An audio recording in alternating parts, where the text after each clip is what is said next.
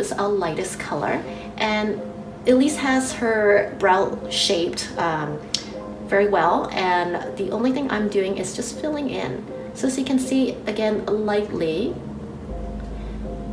Now before I forget, prior to applying the brow liner on her, I actually have primed her skin with a loose mineral foundation from Geisha Ink. You can use any loose powder. You can use maybe even a 2-in-1 compact. What it does is when we have oil on our face, it actually acts almost like makeup remover.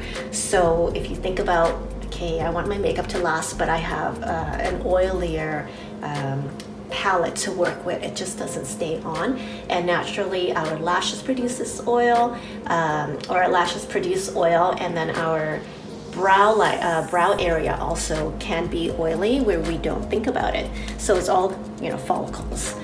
So let's continue. I'm just sort of going up and filling in areas where she already has brow. I don't usually go over it.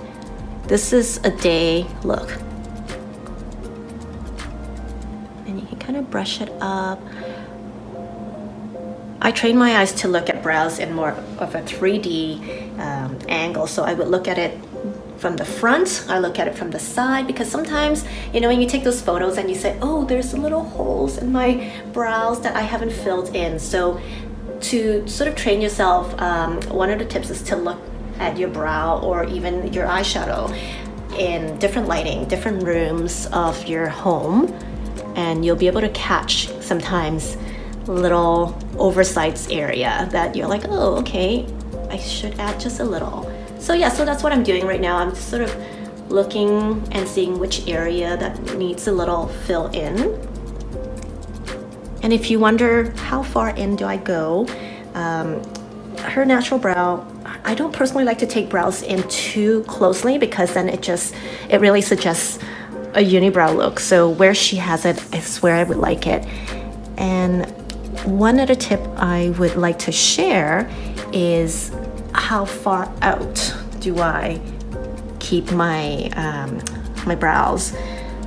There's a bit of a measurement tool that you can use placed with where your nose is and then the corner of your eyes, and you can see that it's bang on.